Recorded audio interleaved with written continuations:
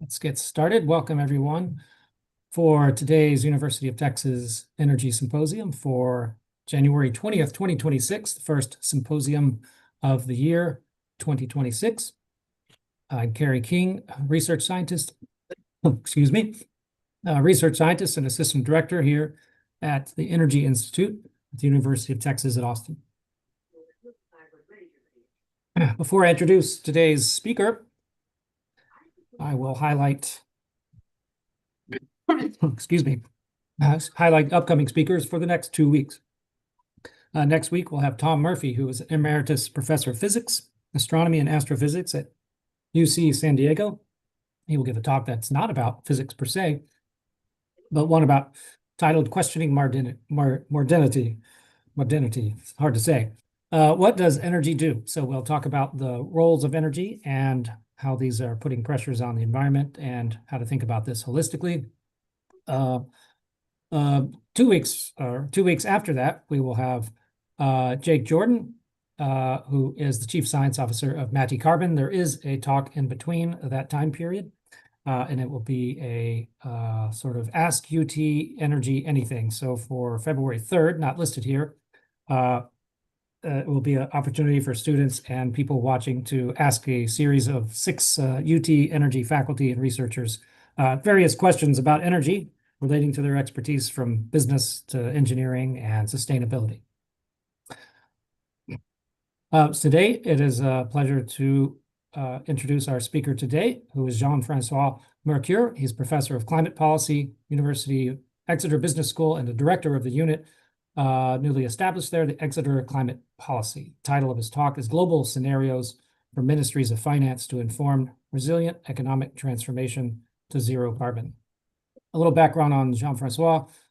He was previously senior climate economist at the World Bank. His research focuses on the economics and finance of low carbon transitions and climate-related risks. He develops models and methods for public policy appraisal for assessing the effectiveness of macro and socioeconomic impacts of diverse types of low carbon energy and climate policies. He works with scientists of all disciplines and translates complex science for public policy use. He has raised awareness of and provides analytics for assessing transition risks and the macroeconomic impacts of stranded fossil fuel assets. He's authored 2 books. First one, Complexity Economics for Environmental Governance, and the second is coming out later this year, I believe in May, with Hector Pollitt, who was a speaker in February 2025 to the UT Energy Symposium, and their book is titled Rethinking Climate Policy, Innovation, and the Economics of Resource Creation. Short summary of his abstract today. Global transition towards zero carbon economies is existential, but capital intensive and incurs financial and economic risk. So during this mid-transition period, economies are transforming the fastest, and when they have the potential is high for global macro financial volatility and instability. So this includes risks to stranded assets, commodity price instability, unsustainability, current accounts, and sovereign risks for countries, socio-political instability, and conflict between nations. So he will talk about this in the context of risks and opportunities in creating scenarios that can have foresight into what might happen in the future. And we will talk about a tipping point towards electric vehicles in China and Europe and what this means for global oil markets going forward. So with that said, I will now hand the slides and the show over to Jean-François, and please ask your questions during the webinar via the Q&A feature of Zoom, and we'll ask these at the end of his talk. And if his 2-year-old daughter comes in while he's speaking, he is not only helping us understand the low carbon transition, he is also helping doing daddy duty in England right now in the evening by taking care of his daughter. So Jean-François, go ahead. Hey, thank you. Can you hear me? And is there too much noise? It sounds good. Thanks. Okay. Amazing what Zoom can do. So yes, indeed, I've got my daughter watching telly nearby and my dog trying to steal biscuits from her hands. And I need to deal with this while I'm giving this talk, but I think it looks okay for the moment. It looks peaceful enough. So let's get started. Indeed, so to get started, maybe I need to give a tiny bit of background why I'm talking about this. So why global scenarios, why ministries of finance, and informing resilient economic transformation, that's maybe more self-evident. Um, I used to just lecture at Exeter until I was sort of convinced by somebody to join the World Bank and sort of join, in a way, the real world of climate policy rather than just studying it from the ivory tower of university. And sort of from there, I sort of formed uh, with other people a system to interact with ministers of finance and economic public policymakers in the space of climate change, and realize that actually often what they need is not necessarily what academics are actually doing, and came to understand the sort of deeper questions that often are inhibiting climate action. And that's sort of where I'm going. And in a way, what I'm saying is that rather than just looking at economic performance, economic resilience actually often might be more important. So that's why the resilience in the economic transformation. So not just wanting a transformation to net zero, actually, we want a resilient economy. So in that context, so I'm talking about scenarios and how to decide, in a way, what tool we use to decide. So here in this presentation, I'll first give a bit of context as to what's currently happening. So the economy is not neutral, and it's not like it's waiting for climate policy to happen. Actually, it's happening. It's sort of happening now, and happening sort of quickly enough that the global economy will be affected by a transition, but the transition might not be quick enough to address climate change. And that's sort of a tricky place to be where we are currently. Now, I'll give a bit of a theoretical framework to look at economic resilience in an economy that's ever changing, and in fact, maybe a volatile global economy that's changing rapidly. And I use the scenarios and fat tail sort of framework for that, and hope to convince you that this is the way we can help decision makers with their decision making processes. And then I'll sort of discuss scenarios a bit more specifically afterwards. Okay, so right, so quick, that's us in Exeter. I won't give too much on this, but we have a little center, Exeter Climate Policy, that is meant to support decision making, not do advocacy, but support decision making in a sense where we provide evidence on the basis that stakeholders need it. So try to answer their questions rather than our questions, if you like. And here you've got the covers of the two books that were mentioned. The Rethinking Climate Policy should be coming out end of May. Okay, so looking at what's happening in the transition in the world, we're defining a term called we call it the mid-transition. This is a moment when things are changing quite rapidly. So we're technology is changing, economies are changing. You can see electric vehicles in China, for instance. It's just a massive change going on there, affecting oil markets. I'll talk about this now, just to convince you perhaps that things are changing, and it is disrupting the global economy, and it needs to be considered in decision making. So here I make a bold statement. Climate action becomes easier the more we do it, right? And there's this quote by Antonio Machado: "Traveler, there is no path. The path is made by walking." What we mean by that is that the process in which technologies change in society in general is, I'm sure you've seen this actually, I lifted this off Wikipedia. So you've got early adopters before you've got a majority of new users for a new technology or a new practice. This dates from agricultural research in the US. For instance, it was Everett Rogers way back in the 50s, and for a long time. What's important is that early adopters make a demonstration effect that convinces the majority that this is doable, right? So it de-risks, in effect, a practice or a technology.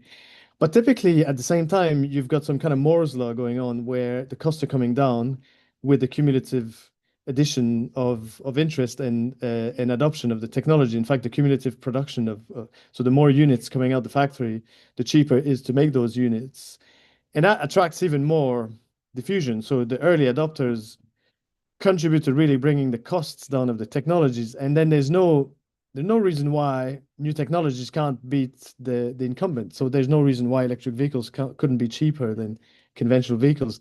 And in fact, that's what's disruptive about it, is once you go down that learning curve, it becomes really disruptive for the economy. So that's a good theoretical framework for how change happens. Adoption leads to cost reductions, lead to adoption. Is that what's happening? I'm sure you guys, many of you will know this. The battery costs of EVs have been coming down. This is a paper we've just published in Nature Comms.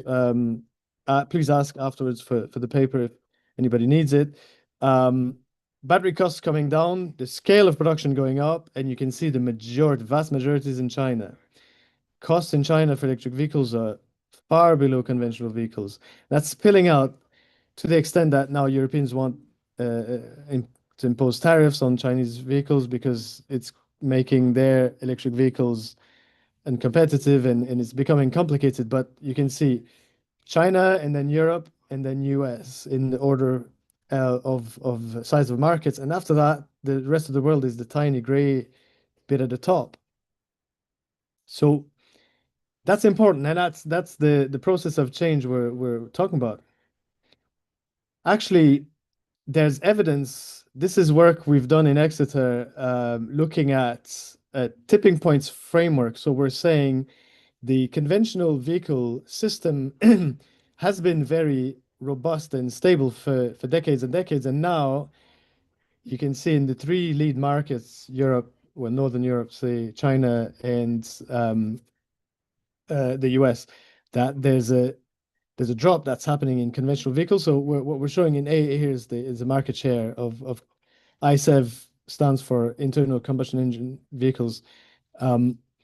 It's dropping, and it's not just dropping. As it comes to the start of the drop, there's volatility that's increasing, a clustered volatility sort of effect. And this is what we typically see before a tipping point where the system is losing resilience and it's starting to collapse. So that might sound really controversial, but the conventional vehicle system is canceling types of vehicles. It's canceling supply chains, some value chains, some production chains, and is starting to shrink actually relative to economies, and is coming down. Now, that doesn't mean that the conventional vehicle system is going to completely disappear rapidly. It actually is not quick enough to reach climate targets, but it's a sign that there's a loss of resilience and that a technology system is weakening. Now, that's important. And of course, at the same time, you've got the rise of the electric vehicles. So we gathered tons of data on this.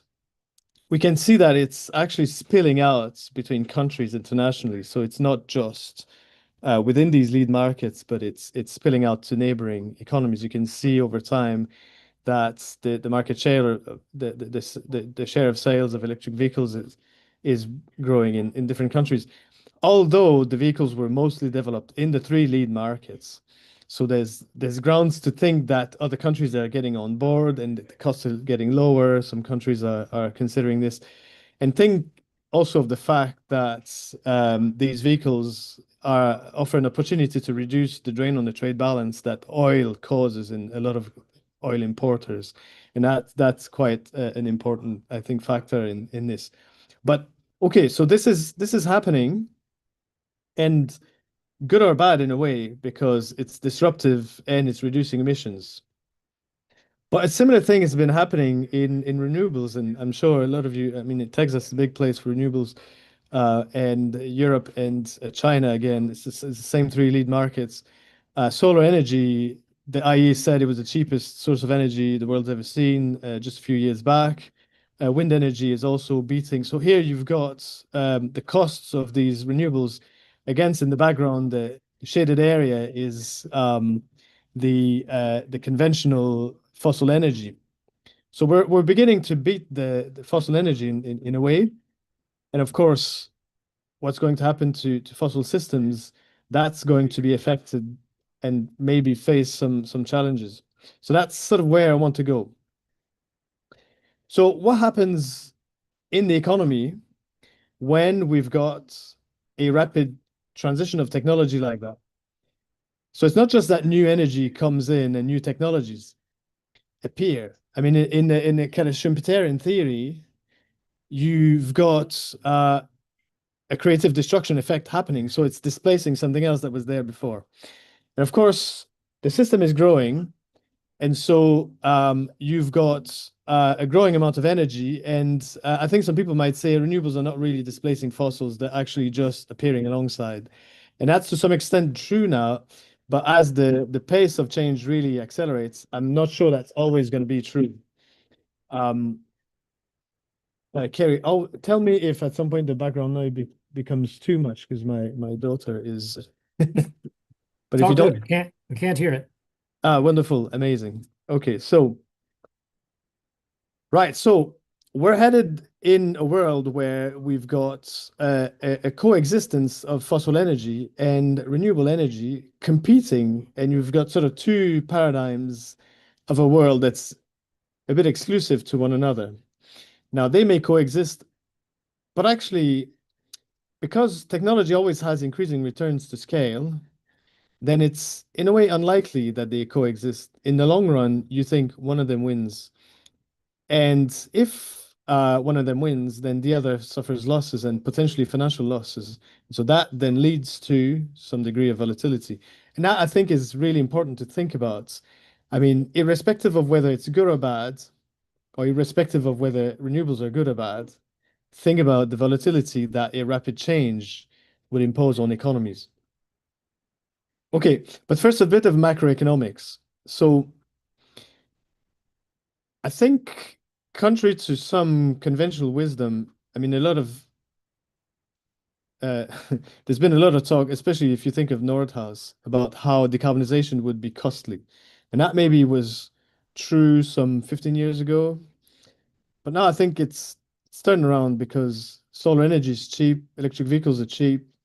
So it's becoming the other way around, where actually Tesla is most valued car company in America and maybe more valued than some of the other car companies put together. So surely there would be a contradiction in saying our decarbonization's expensive. Of course, in the hard to abate sectors, it's still expensive. I think the reality, though, is if you do the macroeconomics very detailed, without being too constrained by, say, um, a theoretical framework that constrains investment, I'll come back to that. I think decarbonization can accelerate growth largely because it motivates a lot of investment in a short period, a bit like the economy now invests in AI. I mean, it's a bit similar in a way. There's more investment now, there might be less later. But the investment and the economic impacts are not distributed equally geographically. So what happens first is that you've got a boost, obviously, in economic activity because you're building a lot of new infrastructure for low carbon. So that's important because that's creating jobs, accelerating GDP output in certain sectors. So you've got like upstream sectors like materials, steel mining, being accelerated by downstream opportunities where you're manufacturing equipment and say durables like vehicles and so on. And it's capital intensive, as we know, the transition is capital intensive, so it's more upfront and less operational later. So effectively, we're putting more money in the machine, less in the fuel that goes in the machine compared to fossil systems. So that means more money spent earlier and less money spent later on fuels. But at the same time, there's the corresponding decline in fossil fuels. Now, that decline is not situated in the same place as the investment, not necessarily. So the loss of economic activity is not in the same place as the gain of economic activity, right? But there's a loss there for the fossil producers. So it's the opposite, loss of jobs, loss of investment, of outputs. And then you've got a trade balance and a trade effect. So you've got importers improving their trade balance and their competitiveness. So that's money that used to go to Saudi Arabia that stays domestically and being spent on investment domestically that's accelerating GDP in those countries, especially the fossil importers like Europe. And then the exporters have the corresponding decline where they see less output because there's less fuels consumed worldwide. And so that makes things challenging in the fossil producers and especially the non-OPEC fossil producers. Sorry, people, my daughter now is here saying hello. Be quiet, baby. Um, okay, and then there's quite a drastic, in fact, structural transformation effect happening in the economy where um, some countries are seeing really quite a bleak picture. You think of, say, Russia, and losses of oil, and oil is quite predominant in the national accounts and the input-output tables and the economy, and so that's influencing. That means less oil, less manufacturing, less intermediate goods, less machinery, and ultimately less services because people have less money to spend in the corner shop. Whereas in Europe, there's not a lot, not as much fossil activity to lose. And so the investment in green is more than the loss in brown, and that leads to an overall acceleration and including in services. So you see that the balance of things left to right here can be really different in different countries.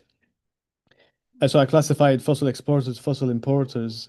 And of course, there's uncertainty about this, and I completely sort of agree that these trajectories are quite uncertain, but it's the structure of it that's, I think, important.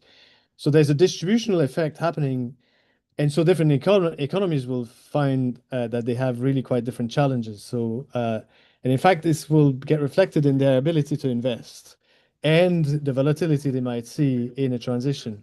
So you might see more volatility in a country where there's lots of financial losses than in a country where there's actually acceleration of investment. But the global GDP effect is not much. So it, in a way, cancels out. And that's from the E3ME model, which is macroeconometric and can have a discussion about the types of models and so on. But country GDP can be really against baseline, massive differences, whereas globally, the global total is not that much. Okay, so let's take that, I mean, as a possibility, and I don't want to say this is a crystal ball, but I think the structure is important. And then importantly is to talk about the risk of financial losses for fossil producers. I mean, this is Rystad data, and admittedly, this is old data now. It's 2021, and we published that in Nature Energy some years back, and it would be beneficial to have an update on this data, but I haven't got it at the moment. But I think it won't have changed massively. So what you can see is that's the price distribution of oil and gas resources and reserves and the production in the different colors. And you've got in the legends the total amounts. And a key message in this graph is you see the distribution in, say, the US, Russia, Canada, versus the distribution in Saudi and the rest of OPEC. And obviously, OPEC can undercut the other countries in terms of price quite drastically. And the numbers are large enough in terms of reserves in the Middle East that in a decarbonization scenario, a lot of oil could be superfluous. There's more or less enough in the Middle East to power the world, and you could then have that oil that was expected to be used in the US and Russia and Canada never gets used, actually. So there's some risk of stranded fossil fuel assets, or call it unburnable oil. And if that's the case, then you have a sort of musical chair going on between the producers where they are fighting to be the one to be producing, and then OPEC can be the last man standing in effect. But that would imply that the price would be going down and that OPEC would give up its position as the market maker, trying effectively stop respecting production quotas. And I think that that's quite the real possibility, in which case we'd see a world with low oil prices. But it's not guaranteed. And in fact, what could happen is that there's a period of low oil prices, and then there's not enough production because there's been insufficient investment in developing those reserves. And then there's a scarcity, so a sort of a sort of counterintuitive scarcity that appears in a moment where we're decarbonizing, and then there's a price effect that goes up, and then there's an investment again, and actually it could be completely boom bust situation. I think there's quite a few possibilities as to how the world could deal with a situation of peaking and declining oil. And if I can remind the audience again that if we have a tipping point in electric vehicles, and road vehicles use what's some 60% of global oil, then that's a lot of oil that might never be consumed that perhaps people might have expected would get consumed over the kind of near future. And so that has the potential, the tipping point in electric vehicles has the potential for causing financial losses in the fossil sector. How big can that be? So we had done some calculations some time ago. I don't want to spend too much time on this, but just to say that the numbers could be quite big. It's not evenly distributed. That was reported in The Guardian some years back. So here I'm comparing sort of resources and what could actually get superfluous. So it's unevenly distributed. OPEC hardly has any risk of stranded assets. US has a pretty big risk potentially. Canada, enormous. Russia, quite big. Europe, not so much. So it's really different in different places. And there could be some order of magnitude, 7 to 11 trillion of dollars at risk. That depends the pace of decarbonization. That depends on how deep decarbonization goes, if decarbonization happens. But in a baseline, I think there's a good 3 trillion already at risk from just a tipping point in electric vehicles. We also spend time looking at who might be the owners of these stranded assets. And we sort of had done and that's all credit to this guy, Gregor Semyonuk, who's at UMass in Amherst. He has built a network model of financial ownership, that's equity ownership, to check who owns who and where would the loss, if there was a loss in fossil assets, who would own that risk ultimately? So imagining that there's a devaluation of certain assets, who owns it? So we were looking at from Rise to Data, who owns the oil and gas wells, who owns those companies? So who's a shareholder of Shell, BP, Exxon, and so on? And is it pension funds? Is it investment funds? Is it individuals? And we were finding that in the OECD, it's largely, and especially US, UK, it's funds and pension funds via the financial system. In non-OECD countries, it's governments via their ownership of national oil companies. But either way, it gets socialized, and there's a social loss that would come with the devaluation. And that's not guaranteed again to happen, but this is a risk that the world potentially faces. Now, that risk coming in could mean that, for instance, financial ratings could change for certain countries, certain companies, and this could be quite rapid. But also pensions could, there could be risk there. There could be change in evaluation and so on. And okay, and lastly, I suppose I want to say that different countries have got different risks and opportunities in the transition. So some countries like China have enormous upsides, enormous upsides to the transition because they're suppliers of almost all the green technologies, really. And so that is all very positive. But then countries like Canada might see a much bigger downside risk than upsides because the fossil sector is really at risk. Tar sands are not that competitive in a world where there's too much oil. You've got some countries are importers of technology. Some countries are importers of fossil fuels that they would reduce their imports and then improve their trade balance, and that would be a massive gain. Such as, for instance, India has 140 billion that on the trade balance they could sort of get rid of if they could just get rid of cars and trucks that use fossil fuels. And then you've got the new commodities for the new technologies, the critical minerals. There's new opportunities for countries to expand mining. And so the economy of the future could be a little bit different than today. Of course, US remain the major producer of, say, well, designing chips, so IT designs, IT equipment, and biopharma and so on. So that doesn't necessarily change. So US obviously remains one of the biggest and most sort of productive economies, but there could be some quite big shocks. And I think importantly is to understand that in a rapidly transforming global economy, that some things could go unstable. So not just stranded assets in a boom bust situation in, say, oil and gas markets that could lead to volatility in countries, and not least think about sovereign risk in countries like, say, Nigeria, where African oil producers, where they might already have quite a lot of debts and might then end up with the difficulty servicing debts in a situation where their exports of oil are lower because the price is lower or the volumes are lower or both. So sovereign risk appears in a number of places, but also just the clean tech sort of causing disruption, a lot of new tech and AI also causing volatility. And so the situation in the sort of mid half a century in the next 2 decades where things are changing really rapidly is a time when we expect to see the most instability, and that then gets reflected in, say, investment volatility, and well, investment behavior, and potentially the ratings of countries, their ability to borrow, and their ability to repay debts, and effectively, we could also see boom bust in the financial markets in indices like the S&P 500 and so on.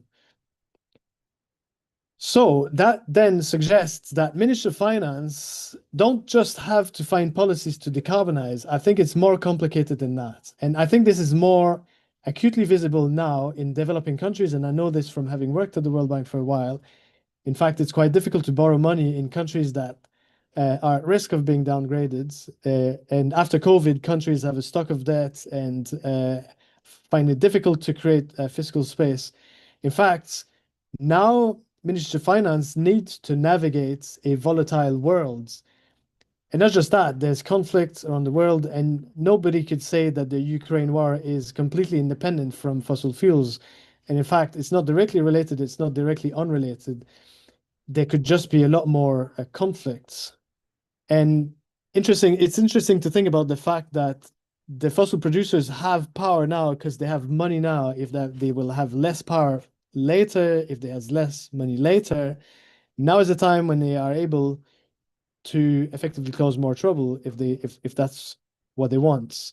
And so we could well see more conflicts occurring as we head into a world that sees more volatility.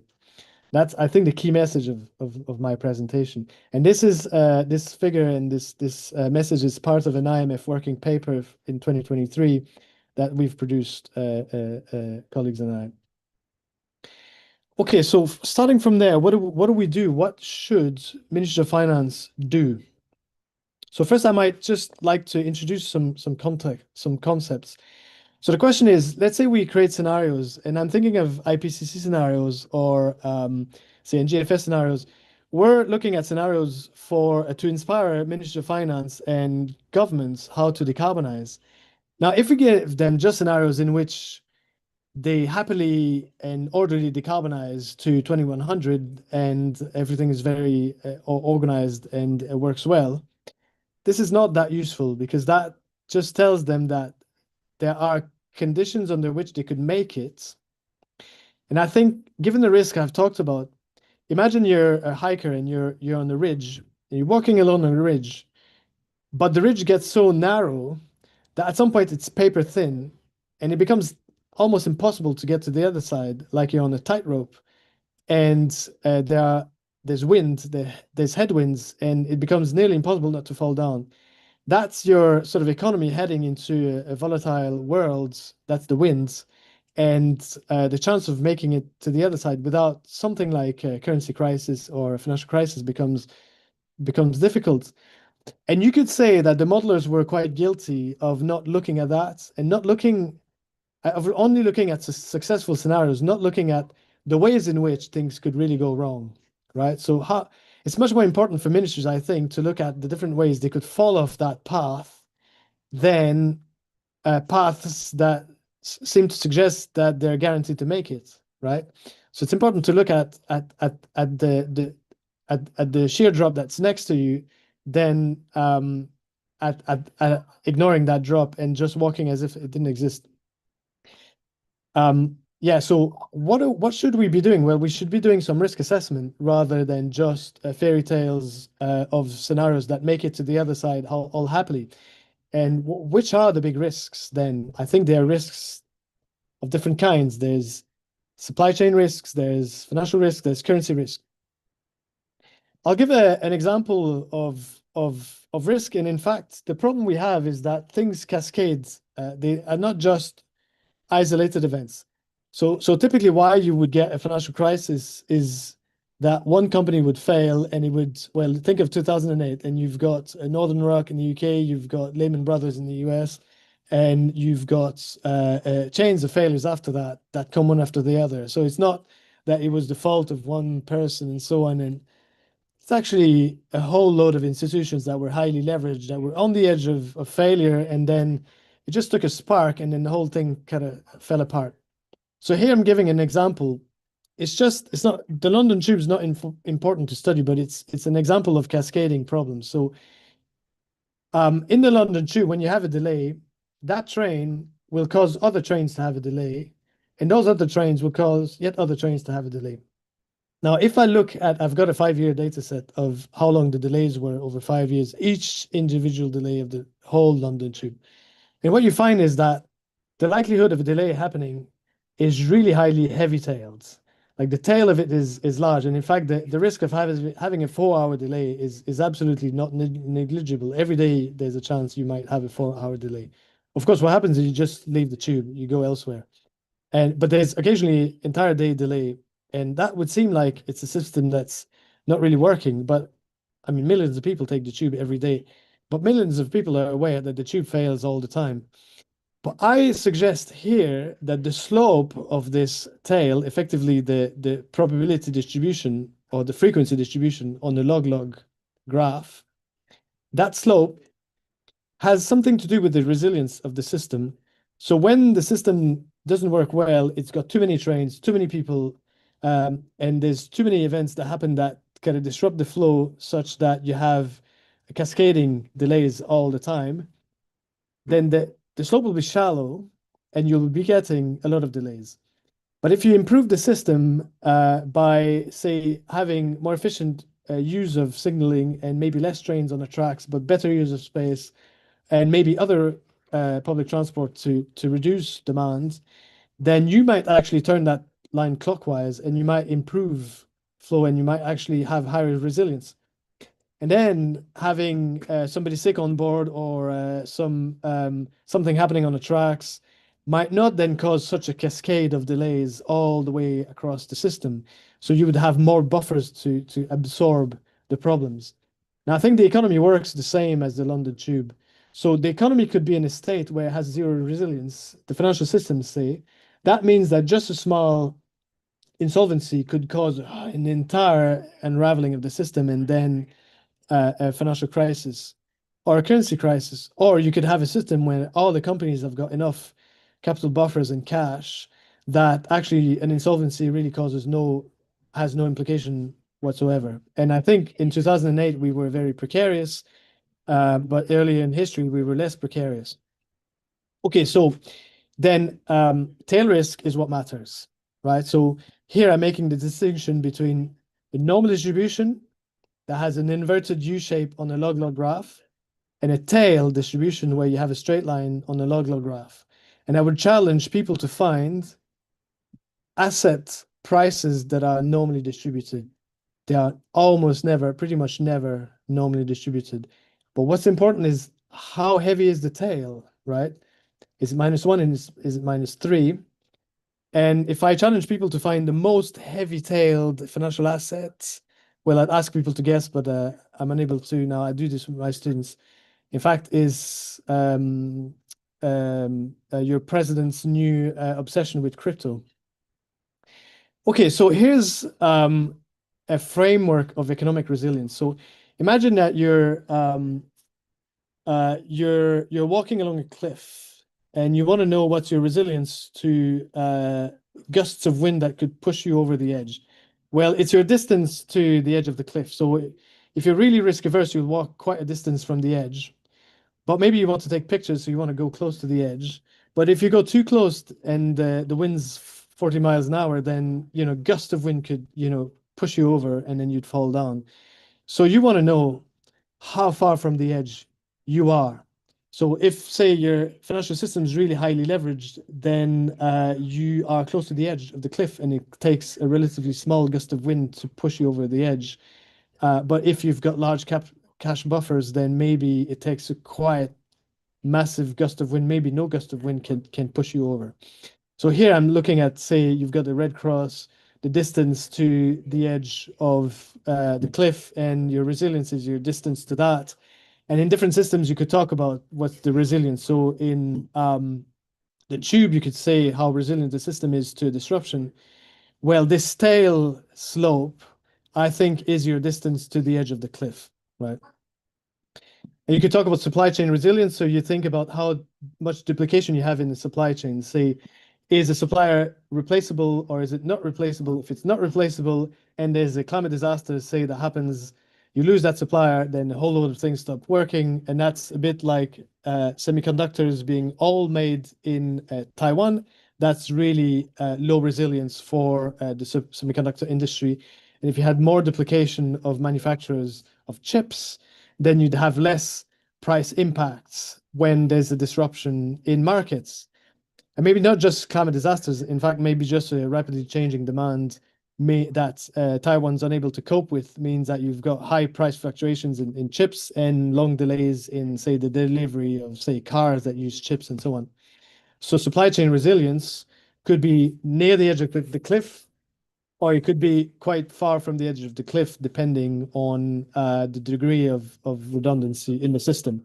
And you can say this also for, say, power systems. Well, so it so happens climate events are really highly heavy-tailed, like so heavy-tailed.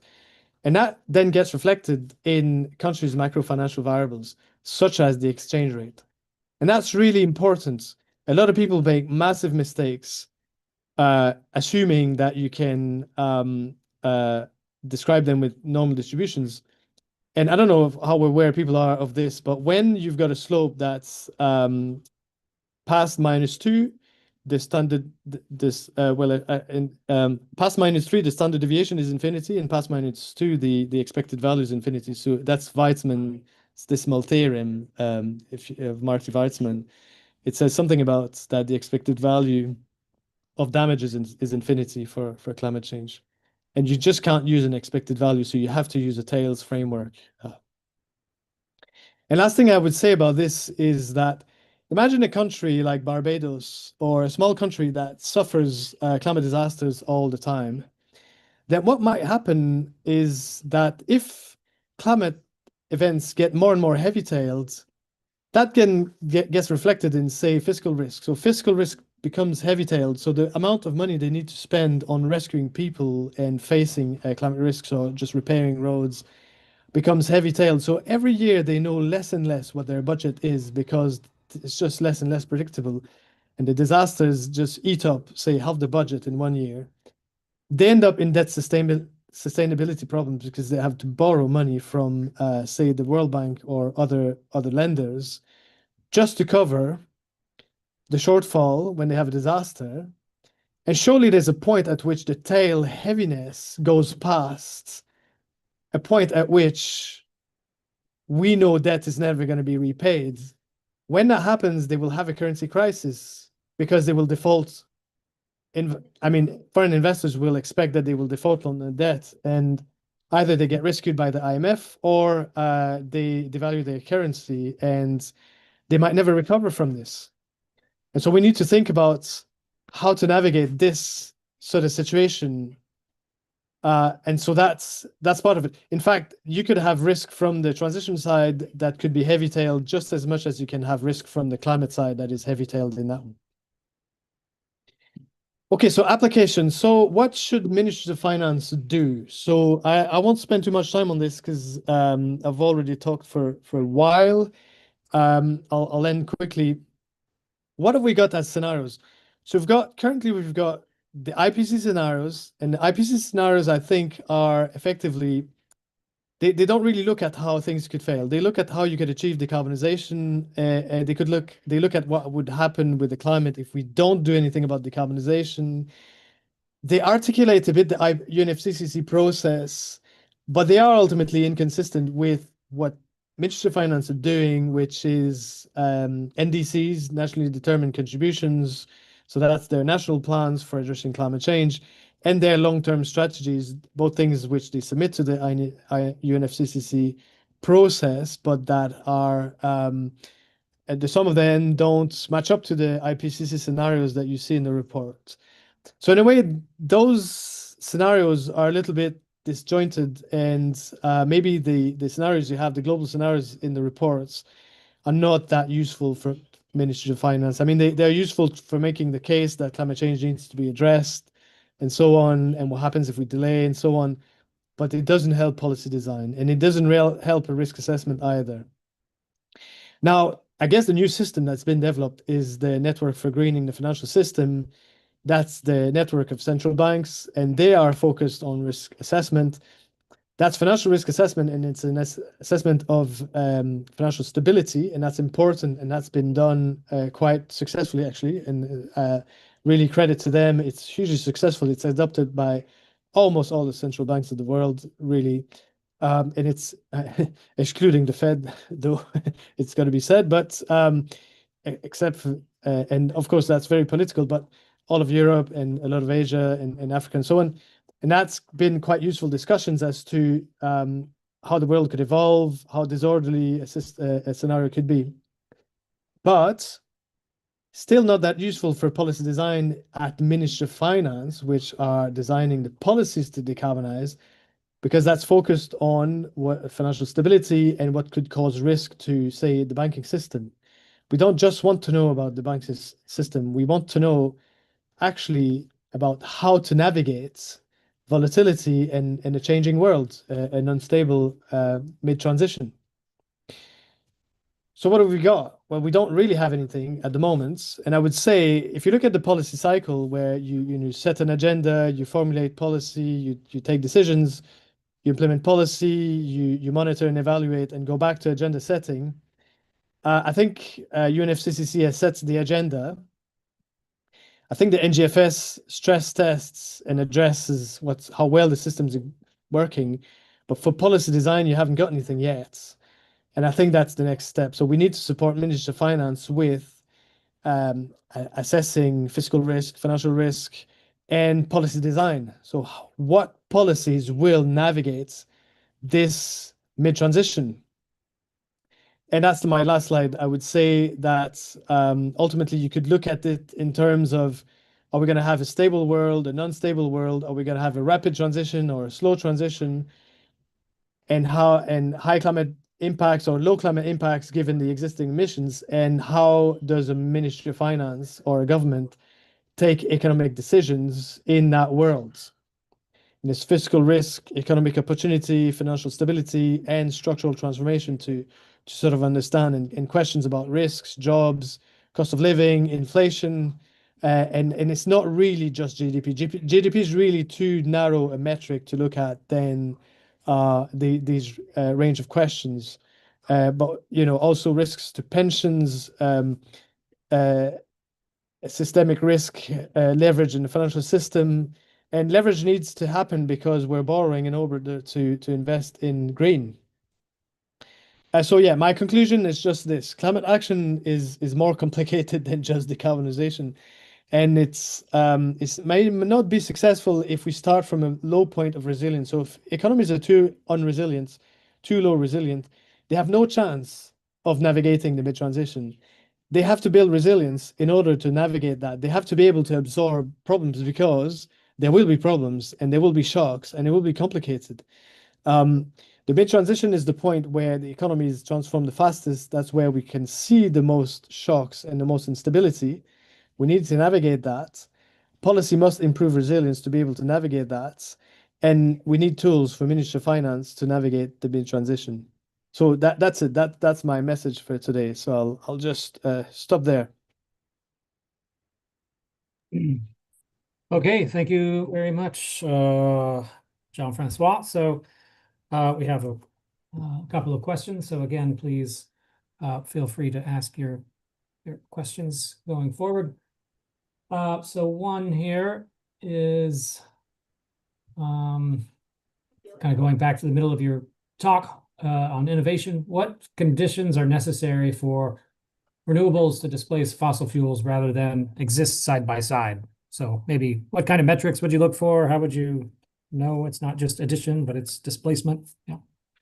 Okay, well then you have to go application by application, I think. So oil is not displaced by renewables. That's the first thing to think about, right? So oil is displaced by electric vehicles because and then other modes of low carbon transportation for aviation, which haven't really got yet, sustainable aviation fuel, and then you need to think about say shipping and so on.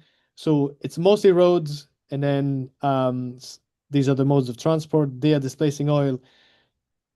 Solar energy doesn't displace oil because we don't really produce electricity with oil much. It's too valuable for transport. But solar displaces natural gas and coal, and we've seen this a little bit. I think in the UK, coal is dead now. The last coal plant has been destroyed or actually turned off, and some of them have been destroyed. And it's a lot to do with offshore winds in the North Sea. But that maybe is an exception. I don't know. But you will see it better in countries that are not growing their energy system really quickly. So that's advanced economies like the US, UK, Germany. I think in Germany, you could definitely say that renewables have been displacing fossil fuels. In the US, maybe to some extent. But then you look at China, and of course, the whole system is growing so quickly that you're still building coal and you're building renewables at the fastest rate in the world. At some point, renewables get so cheap, I think the question really so can you still build coal? It rises, though. I think there's other questions, not just cost, that come into play. For instance, the fact that you might need to import solar panels while you might have coal reserves in your country, that might incite you to use the domestic coal. And that gets complicated. And as for metrics, I think you just have to look at the renewable share versus fossil share in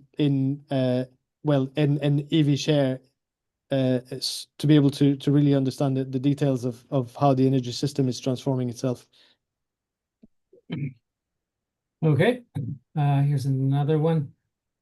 How do you see public investment funds reacting to midterm risk of falling fossil fuel valuations in a cleaner economy? And is there time for these funds to appropriately diversify to protect individuals who are aware and betting on this energy transition? So this gets a little bit into who you mentioned is invested in, let's just say, fossil assets and how that chain of ownership really occurs and how big that risk is. Yeah, so it really, really depends on the country. So I happen to be Canadian, right? So Canada's got a massive fiscal risk from what might happen to the tar sands and the oil sector. So political in Canada at the moment. What happens to the oil sector? But the royalties are so large, it's a big part of government. Sorry, my daughter is right there. You want to sit here? This is she's interested in the pension risk already. So Yeah. Well, exactly. So, but I think the fiscal risk in Canada could be then reflected in financial risk. Of course, the government spending changing, say, public sector workers, then has less contributions to pension funds. Then that changes their valuation because the contributions are less. I think a lot of things can unravel quite drastically in a country that's got such a big risk hanging. The US, I think, is not as big because it's a bigger economy, and although the fossil sector is really large in the US and relative to the economy, nonetheless less than Canada. But nonetheless, there is a big risk for the same reason the economy is somewhat more diversified, so it would appear less. Countries like Russia would have a massive risk as well, although there's just not that much climate policy in Russia, but it might be affected by the climate policy of other countries like China. Whereas you look at Europe, and of course there's a big fiscal risk and a risk to public funds as a result, but fossil sector is so small in Europe that it really is not that much. And the large gain from the green side is enormous because, of course, Germany is still a manufacturer of green tech, and investment would be large. So I think in Europe, if you decarbonize, you don't necessarily have such a large risk. There's a few, coal plants to get rid of and so on, but there's less people involved, less jobs to lose.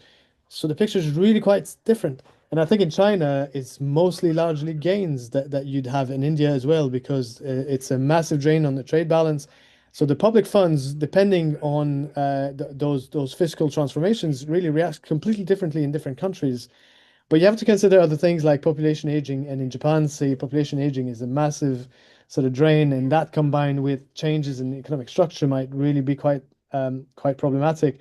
So I think really I don't have a general answer. It's really quite complicated, and that needs to be looked at in detail in every country. All right, you mentioned on this kind of stranded asset, fossil potential stranded asset. I wrote down a note here, something like your paper looking at 7 to 11 trillion dollars, and I guess if we look at global oil market, maybe you sell about, I don't know, $2 trillion a year. So 7 to 10 trillion doesn't sound that much in the sense of that's how much to spend maybe in 4 or 5 years. But what you're telling us here is that, well, yeah, it's country specific. So maybe it's just concentrated. Those kind of stranded assets are concentrated in a few countries and potentially investors. Well, Or am I not stating it correctly? yeah, no, it's correct. If you look at the financial crisis 2008, so subprimes were quarter of a trillion, but then that unraveled, and then there was a sort of loss of GDP of some 5 trillion, uh, and then there was I think I'm not sure I get the numbers right, but then there's a loss in the total market capitalization in the end of 25 trillion. That's because there's like a second and third round effect where sell off of, well, it's just unraveling, right? There's a sell off of assets. Their price is going down quicker than people can repay their debt, and so when the system goes dysfunctional, then the loss becomes much larger. So the question is whether fossil assets become as, sorry for the noise, as toxic as subprimes, and then cause an unraveling of a kind of bigger kind of snowball effect that breaks global financial system, or if it's a contained effect that just affects the oil companies and they go under, and the rest of the economy goes fine. I don't know the answer to that, and it's a lot to do with how it affects the banking system. But I think if you're a rational sort of government and thinking about risk assessment, you take this seriously. Right. Yeah, your some of your slides showed comparisons and analyses of yeah, sort of the upsides and downsides of different regions and countries, the US, China, India, and this kind of thing, and different scenarios of a transition. And a lot of people here in the US, in the oil and gas sector think, well, the skills for some low carbon technologies are very similar, particularly geothermal energy and carbon capture and storage. So, do you have any thoughts on that? And you kind of mentioned the U.S. is, perhaps, it's a large economy, relatively diverse. So, does anybody have a notion of how to assess that, or that's just kind of too small in some sense of thinking about the innovation and carbon capture and geothermal to really understand how to play that out? How would you think about that? So you mean the skills for, do you mean If renewables in general, or more specifically? those specifics, so let's say if there's a risk in the US to fossil stranded assets, and how much is that risk offset by roughly the same industry or the same workforce and et cetera, to a large degree, just engaging in drilling and for carbon capture and drilling for geothermal. Yeah, I think um, the problem is that, okay, so I'll make a parallel, right? So you have in the Great Lakes, Canada and US, a sort of stagnation of the car industry, and you've got a massive growth in California for IT systems back in the 2000s, say, and they are unrelated. And at the macro level, the IT systems would look like they compensate for the decline of the car industry. But you go to Detroit or to the Canadian side and you see socioeconomic challenges, and then you go to San Francisco and nobody can buy a house. There's so much wealth, and I think so. The same geographical mismatch is almost certainly going to happen. And so because fossil fuels are concentrated in very specific places, and it's unlikely that it's quite exactly those places. I'm thinking, say, coal in West Virginia, and you're thinking about Texas, and you're thinking about a number of places where you will have some compensation from the new industries, but not complete, and the new industries will be all over in every state. Whereas the losses will be quite concentrated in some specific states. And so I think the socioeconomic risk from deindustrialization are going to be there, and it's going to be tough. So there's got to be policy that addresses those socioeconomic risks as they arise. Because if you think of, I'll make a parallel to the UK now. In the UK, you've had deindustrialization in the north of England and in the south of Scotland. And Glasgow was a very bleak city for a very long time after the decline of the rest of the last bits of coal mining. And under Thatcher, there was not a lot of strategy to cover that because she was a firm believer that free markets would sort of sort this out. It turns out there was decline for decades, and you can still see it today. And so that's you don't want that sort of situation where you haven't got a strategy to replace. You've got to have public policy. And once the industrialization and post-industrial decline sets in, it's really hard to reverse. You can compare to Germany, where actually there was proactive policy along the Ruhr Valley, where there was similar deindustrialization and the end of coal, and it's nowhere near the deprivation you've seen in the UK in Germany, and that's because there was a bit of a policy to sort of turn these places around onto new industries. So actually, you have to have quite deliberate policy to avoid these sort of storylines. And I think free markets on their own don't tend to deliver that. But okay, you might think I'm sort of ideological on this, but I don't know. I think there's evidence. Right. Okay, well, perhaps we'll just end on that. So again, thank you, Jean-François Mercure, Professor of Climate Policy at University of Exeter Business School. Thanks for joining us on the University of Texas Energy Symposium. Thank you very much, Kerry, and say goodbye. Say goodbye. Say goodbye, baby. And bye to your daughter. All right. Bye. Bye. Thank Bye. you. Bye-bye. Cheers.